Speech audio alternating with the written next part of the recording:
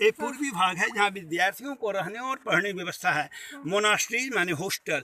उस समय मोनास्ट्रीज माने बिहार कहा जाता था, और बिहार की संख्या जब 108 हॉस्टल हुआ तो बिहार की संख्या 108 होने के बाद 7वीं शताब्दी हर्षवर्धन के टाइम में यह यूनिवर्सिटी बना। तो मोनास्ट्रीज माने हॉस्टल जहाँ बौद्ध भिक्षुक लोग रहते और पढ़ते हैं उसे मोनास्ट्रीज कहा जाता था, और चैत्य माने टेम्पल कहा जाता था।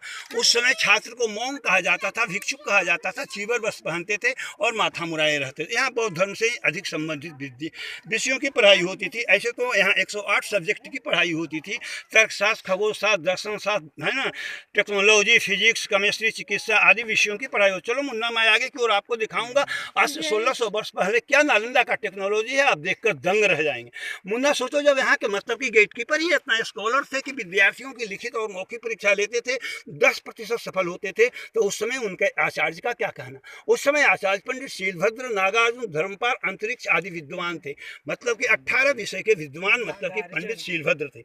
मुन्ना, यह मैप के सामने खड़े, ये धोबागुम, मोनास्ट्री और ये चैत्य, इस साइड से प्रवेश कर सर हम लोग गड्ढे में कमरे को देखा। ये मेडिटेशन चबूतरा, यहाँ पर सर हम लोग खड़े हैं, ये मेडिटेशन के चबूतरा। इस साइड में 11 हॉस्टल हैं, 1 2 3 4 5 6 7 8 9 10 11। गेट पर बुद्ध की मूर्तियाँ डैमेज हैं। एक कमरे हैं जहाँ विद्यार्थी रहते थे, आंगन में पढ़ते थे, स्टेज था, गुरु जी शिक्षा, और सामने में मेडिटेशन। इस साइड में सर 6 टेम्पल हैं, 1 2 3 4 5 6। और जी मेन टेम्पल वो वाला, हाँ वो वाला मेन टेम्पल है, स्तूपा साइड नंबर 3 है सर जी। और ये देखिए बीच में कॉरिडोर था, विद्यार्थी आते और जाते थे। हर हॉस्टल में रहने की व्यवस्था, आंगन में ही पढ़ने की व्यवस्था थी।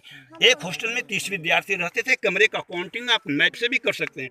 और ये इंडिकेट है, वो इंडिकेट है, उसके बाद 4.5 किलोमीटर उधर, 4.5 किलोमीटर इधर, 9 किलोमीटर मिट्टी से दबा हुआ है, जिसका इंडिकेट सामने में मैप को किया गया है। चला जाए सर आगे। पहले का नहीं है, नहीं, ये बाद में बनाया गया मुन्ना। एक सीटर था रूम जी मैडम जी, यह स्तूपा है, जिस स्तूपा के बगल में हम लोग चलेंगे। स्तूपा के अंदर जाना नहीं है, क्योंकि स्तूपा और टेम्पल में अंतर होती है। पर्पस क्या होता है, स्तूपा क्यों बनाया एक मिनट मैडम जी, स्तूपा और टेम्पल में अंतर होते हैं। स्तूपा में दरवाजे नहीं होते हैं। यह सर 5वीं शताब्दी का आंगन है, जो सामूहिक रूप से विद्यार्थी लोग एकत्र होती थी। 5वीं शताब्दी का सिंबल, वो धनुष की आकृति आप लोग गेट के पास देख रहे हैं, वो कुमार गुप्त के टाइम को प्रमाणित करता है। जैसे अशोक का अशोक स्तंभ सिंबल है। अभी के राजा लोग नेम प्लेट लगाते हैं, उस समय में राज प्रतीक देती थी। और ये कंक्रीट का लेयर है हर्षवर्धन का, उसके ऊपर स्टेज सिरहियाँ देख रहे हैं देवपाल का। नीचे से ऊपर जाकर मेडिटेशन व्यवस्था थी। हर 200 वर्षों पर विश्वविद्यालय को बनाया गया। 5वीं में कुमार गुप्त, 7वीं में हर्षवर्धन, 9वीं में देवपाल ने बनाया। कोई कंफ्यूजन? 5वीं शताब्दी कुमार गुप्त के टाइम में वो धनुष की आकृति मैंने गेट के पास दिखला रहा हूँ, वह कुमार गुप्त के टाइम को प्रमाणित करता है। जैसे अशोक का अशोक स्तंभ है, और एक कंक्रीट का लेयर हर्षवर्धन है, उसके ऊपर स्टेज सिरहियाँ आप देख रहे हैं देवपाल का। नीचे से ऊपर जाकर मेडिटेशन व्यवस्था थी। हर 200 वर्षों पर विश्वविद्यालय को बनाया गया। 5वीं में कुमार गुप्त, 7वीं में हर्षवर्धन, 9वीं में देवपाल। जहाँ आप रहेंगे वहाँ पर हर जगह 3 लेयर को मैं एक्सप्लेन करूँगा। चलिए ठीक है, चले आ जाइए। लोग दूसरे हॉस्टल में प्रवेश कर रहे हैं। दोनों साइड में बुद्ध की मूर्ति की खुदाई में डैमेज करके बुद्ध को नमस्कार कर लोग अंदर की ओर जाते थे। बुद्धम शरणम गच्छामि, धर्मम शरणम गच्छामि, संघम शरणम गच्छामि। यह नालंदा 6 महीना तक जलता रहा। जलने का प्रमाण नालंदा की दीवारों पर है। ईंट जो है मोम की तरह पिघल गए हैं। वो सर जहाँ खड़े हैं, देखो मुन्ना, ईंट जो है मोम की तरह पिघल गए हैं। क्योंकि कॉपर प्लेट की किताबें थी, लगातार नालंदा 6 महीना तक जलता रहा। ये जलाया ये सब जला है, अलाउद्दीन का त्याग किसी ने जलाया मैडम? ये लो, ये सब जला हुआ ही। ले लिया ऐसे, देख ठीक, इतना जला कि पिघल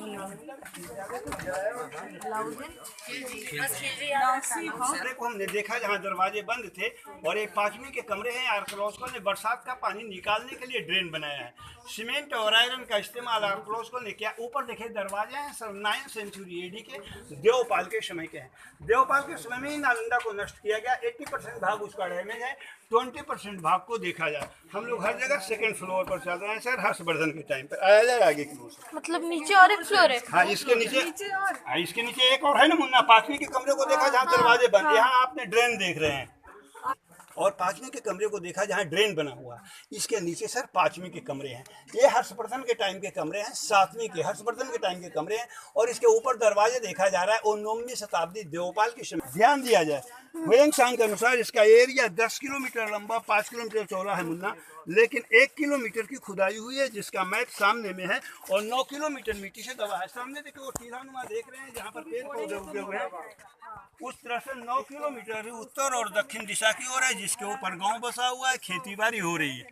1 मिनट सर मैप की ओर अपना ध्यान को आकृष्ट करें।